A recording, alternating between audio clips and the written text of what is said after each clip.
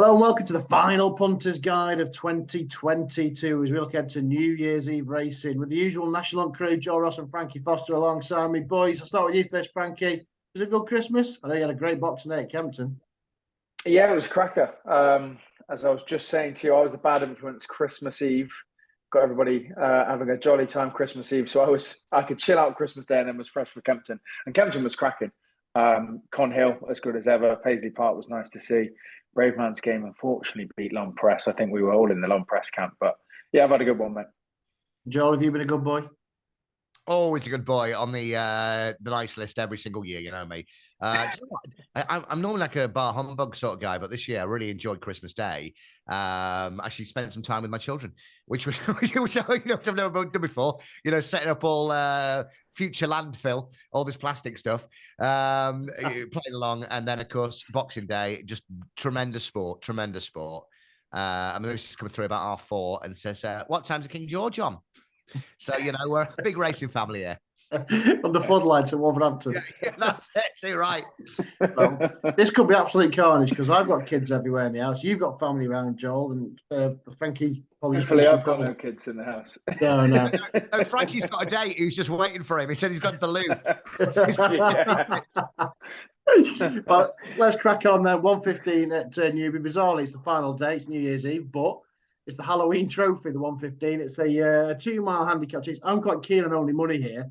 Good second last time out here at the track behind Amarillo Sky. I'm with only money. Start with you, Frankie. Yeah, I don't know if you just saw, you got a fist pump there from me. I'm the same. I can't understand why this horse has been dropped a pound for a very good second last time out.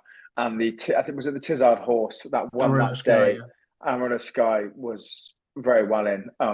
There was money for it that day. Everyone was confident that was always going to go and win. So to come second to that and be miles clear of third, and come here off a 122, I'm in the same boat. I'm confident here. The only one that scares me slightly would be the unexposed Gallic Geordie, but only money, yeah. Pretty confident. Only money for Frankie. Joel, are you with us or are you against us?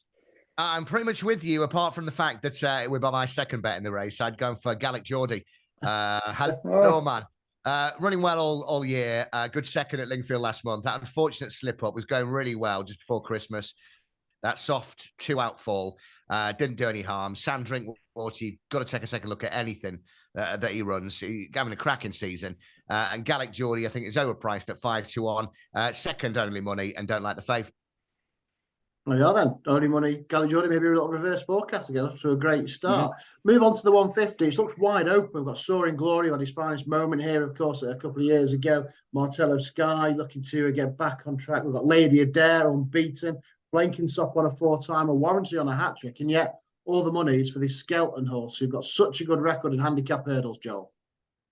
Yeah, I mean, I watched Harry Skelton at Kempton all Christmas, and why does he ride that track so wide?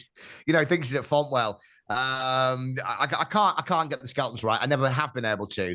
They're either bagging in 7-timers or I just left this one alone. But the money just keeps coming. Every time I open the Appalling Racing Post app, the money is just coming and coming and coming. I'm going, you've got to get that digging. I'm going down the card here because I'm getting a much better price. I'm going for Warranty. Kellen Quinn, the £5 claimer that Gary Moore has. I think it's one of the best each way bets of the weekend.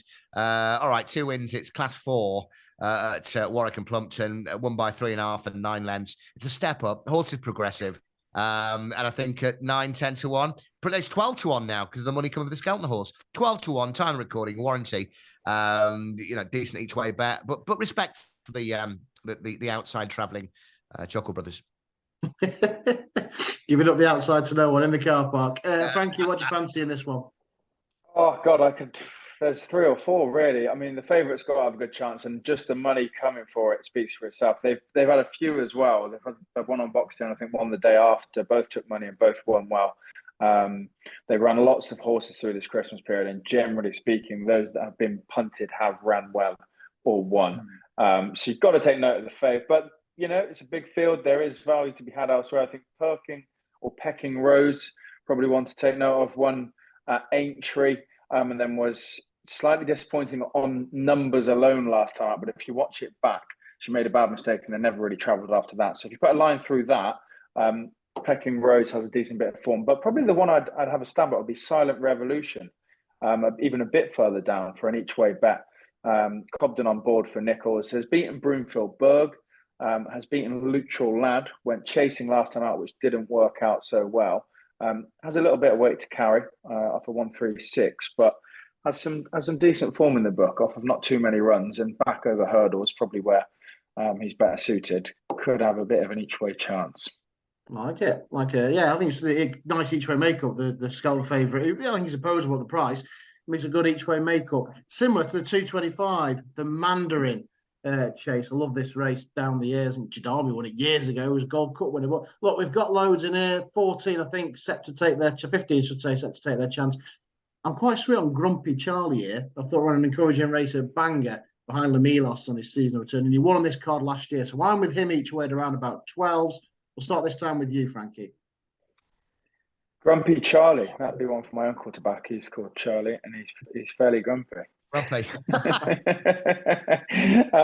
Two maybe for me. Last time he was grumpy last time when he got pulled up. Under supervision. Got to carry 12 stone, but has won some decent rail or been running well in better races than this, I think. Third last time out at Cheltenham off St. Mark, which was a class 1, and has a good second at Donny in a class 2. So down into class 3, yes, does have to carry the weight, but I think at Cheltenham it was up the high end of 11 stone, 11.10 or something like that. So not miles off 12 stone 1, but it is a big ask, over 3 miles and 2. Probably the one I'd side with would be Killer Kane for the Tizzards. This is another, you look at the form and it doesn't really scream out you 6th at Exeter, but if you watch that race back, that final fence comes so close to the finishing line, and the front 6 pretty much jumped it near enough together. He made a bit of a mess of the last and has ended up finishing 6th for 11th, which, as I said, doesn't look great on bare form, but went off favour that day and really wasn't miles off the winner of the race. And then 4th last time out in Newbury in a hot handicap. So I think they might have a little bit up their sleeves now, down to 127. And he's gone and ran in some better races in the 130s. So off the back of an unlucky jump at the last at Exeter and then running in a pretty hot race last time out, could have a bit to find or a bit in hand, with the handicap, and now for 127. Really, Killer Kane in the Mandarin at 225. It's hardly a spot kick though, Joel. Probably best if you're not backing Killer Kane. No, not a spot kick, but let's go to the NFL, the New England Patriots. So going Foxborough on this one. Do you know what? I know nothing about NFL. I mean, mate told me that earlier when It's I was a lovely link though. It was great, that, wasn't it? I wouldn't have known. I'd have no idea. You know what? He's probably setting me up now, and it probably isn't anything to do with that. But yeah, he was like, the connection here. I thought Foxborough would be favourite. A decent win at Fontwell earlier this month, Sandown in March. And the jockey rode a winner today, as we're recording, for Rose Dobbin at Kelso, and one on Boxing Day too. He is Garage Harney, is a £7 amateur, and he's claiming the 7, and he's a really good jock as well. I remember Racing posted a feature on him when he rode a point-to-point winner at 50-1. It was a tremendous ride. Pulled at these rides today. Had a look. He looks absolutely. What's the racing cliche for worth his weight in gold? Is it, or something like that? Well, worth his weight. But I think that's why it's not favourite. I thought this would be favourite about 3-1. Time of recording 7-1. Foxborough is a really, really interesting bet this weekend in the 225. I actually watched that race at Kelso as well, and yeah, it's a great ride. Just got up in real testing conditions, and on this I gave up nothing. Yeah, great ride as well. Yeah, worth it. Well worth it. £7. Right, let's move on to the challenge. I'm going to start with you this time, Joel, because we've got Hermes Allen, who's been absolutely brilliant so far. And obviously, Paul Eck has won the last 2 renewals. Brave Man's Game is stage star. But your mate from Ireland is over. Joyo Machin. Where are we going? Well, I think the favourite wins this, but you've got to stick with Joyo Machin. I mean, look, I'm not going to go into all this again. Was the only horse to get within, 20 lengths of Facile Vega in the bumper on debut. It was my nap next time. You both laughed when it went to Navan. Julie won. Since then, it's been a bit, a bit. I mean, it's slightly below the Facile Vega camp, I think. But that Fairy House win 2 weeks ago didn't beat much, and I think at an each way poke probably go off Did look around good 10. at Fairy House. Say again. Did look good at Fairy House. Yeah, I mean, look, but he's not really beaten a lot behind. No. And this is, you stick with one horse, and I've stuck with it. I think the favourite will win, but if you're looking for a bit of each way fun, I think around 10-1. I don't think he'll be pulling a big trees, but Joya Machin for me. Bonjour, ça va.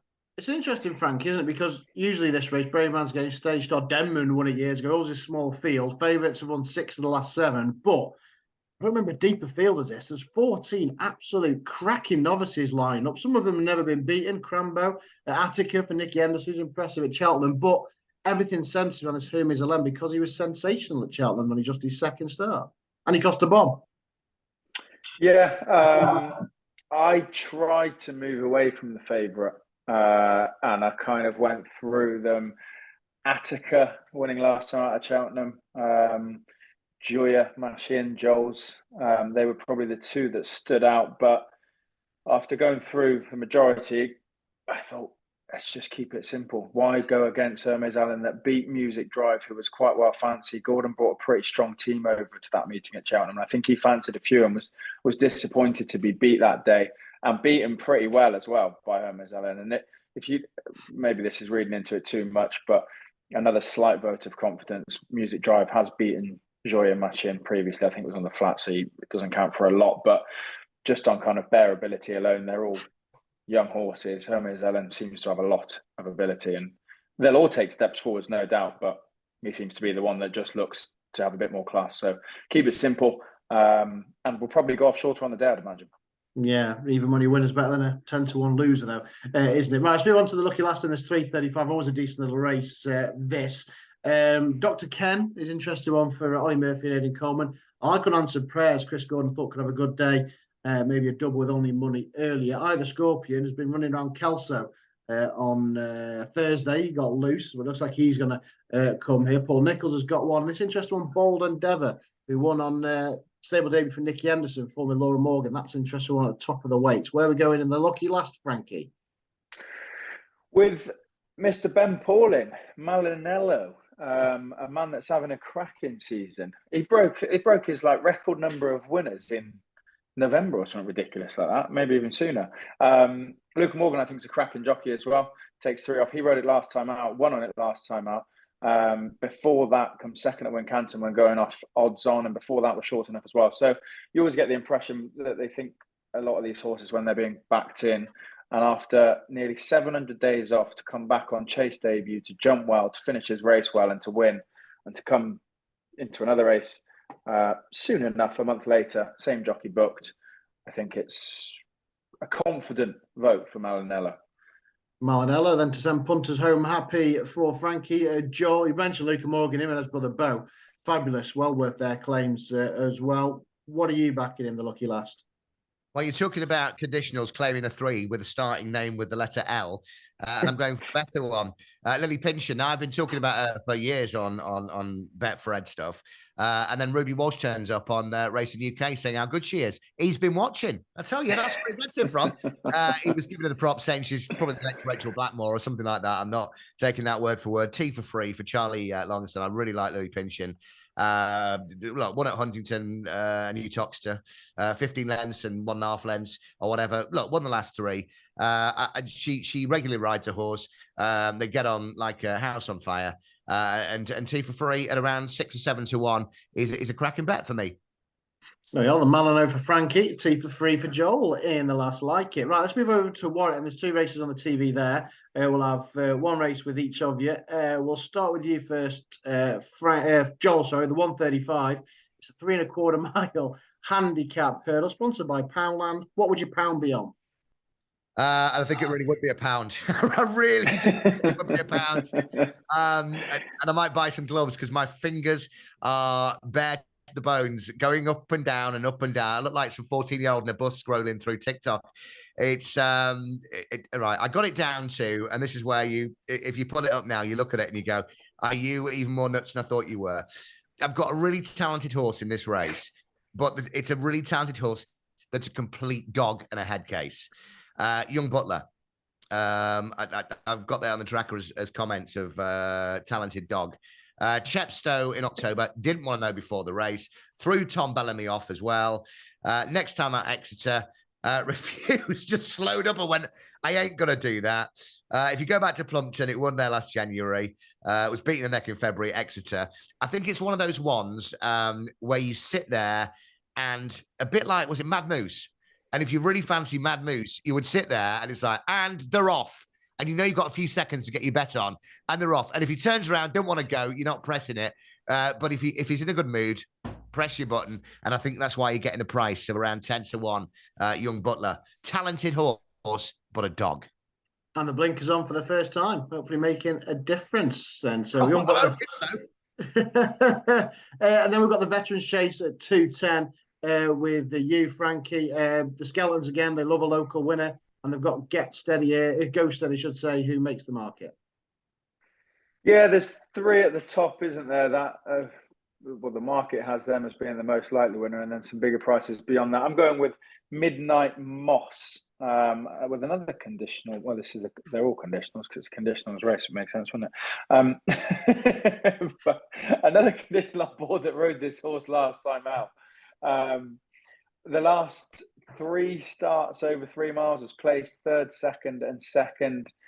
Is it Toby Wynn? Yes, Toby Wynn rode this horse last time and maybe hit the front a little bit early, and the horse that ended up winning just rallied in behind as they jumped the last and ended up getting beat. But they were a long way clear of third, and until that point ran a good race.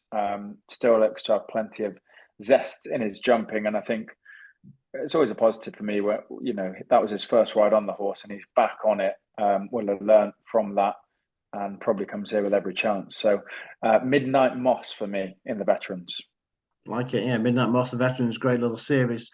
That with all the old boys getting their day in the sun. Right, so what would be your best bet of the weekend? We'll start with you first, Frankie. Where are we going to go? I think it's going to have to be the first one we talked about, Only Money. Maybe if you could get a bet to nothing, that would be one hell of a bet. I always like those. And each way price, the returns if you're getting the money, and if you win, then happy days. But yeah, as we said, that race at Newbury last time out, miles clear of third, beaten by a well-handicapped horse on the day. And that probably has kept his mark in a good place to go and win this. Yeah, I like Only Money as well. And Grumpy Charlie, each Welling's got a big chance in the Mandarin. Joel? I've had 3 different texts about this horse. It was a long pause. 143. Yeah, what's the suspense? 143. No, I'm just looking at it going, I've just got my phone here now. And I've had 3 different texts from 3 unlinked people, right? And it's not in my tracker. 143 on the Saturday, Utoxeter, Go Dante for Ollie Murphy. That's in my tracker. It's been off a year. And Is it you? It was you and Frankie who texted me. That was the one. I've generally not looked through it, but until now, because I was going to go for T for free and the 335, but 3 different texts from 3 unconnected people. I'm not like, somebody who's, well connected on one of those, hey, it's on the tipping line. None of that stuff. It's just racing mates who've all given me Go Dante, 143, Utoxeter. But so yeah, I'd take a look at that. But T for free, 335 for me with the brilliant £3 conditional Lily Pension. Yeah, so it was me that texted you, Matt that texted you, and a notification from your tracker. Yeah.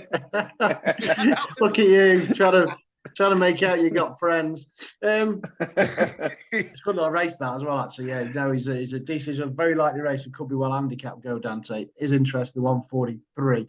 Right, any New Year's resolutions, Rolf, about racing or punting, guys? Are you thinking of changing? I might, however long this lasts, I might set up the old Excel spreadsheet with selections, prices, and how well they do. I've been saying I'm going to do it for ages, and not everything I back. I don't think I'm going to do that. Everything, maybe the ITV ones or everything that we cover on the podcast, to put them all in and see how we get on. All right. I've been saying I'm going to do it for a while. Keeps you more honest, doesn't it? Does, yeah. And Joel, have you got anything that's going to last longer than January the 3rd, like Frankie's? I don't think so, but my new Weatherby's diary arrived today. Look at that, how sexy this is. Look at that. So this is going to be full of losers by the 3rd of January. Do you know what? I had a drink on Christmas Eve, and they were doing. You didn't start drawing in it, did you? Just drawn massive lighthouses and whatever. So no, this is where I'm going to keep everything this year from Cheltenham. But yeah, we had a decent start to the anti-posts. So it's all going in the big green book, overpriced. I'm glad you said that because I nearly forgot, and I must mention it because we did a little preview, didn't we, the other week? Just before Christmas, and you came up with what looked a nice bit of value now, didn't you? Yeah, was it the Lee horse, wasn't it? Owned by the Lee, yeah. Tipped it up at 25 for the stays, and now he's 5-1 favourite. Yeah, the Joseph O'Brien thing. I mean, that looks like it's got. It looks a good horse. Was it 6 last year? And I think it was about 90 rated or something a couple of years ago, or whatever. It just looked like it was going to be a good animal. And asked me if I backed it. Have you backed it? That's all from Joe. You've not backed it. No, it's Joey Marchand for the champion bumper last year. No, do you know what? I forgot all about it. I generally forgot all about it. But I did back Storyteller though at 7s. I think it's about 16s now. that's looking well. You never know though. You do never know. But no, it's a nice little nugget. 25-1. Hopefully, if you listen and you're on, on the 5-1 favourite at a nice price for the stage. Right. So that's New Year's Eve wrapped up. Just leaves me to say Happy New Year. Thanks for watching in 2022. And hopefully we can give you plenty more winners and Cheltenham ones as well. Because don't forget, we've got the road to Cheltenham starting on the 9th of January, building up to the big festival. Plenty more winners to come in 2023. Happy New Year.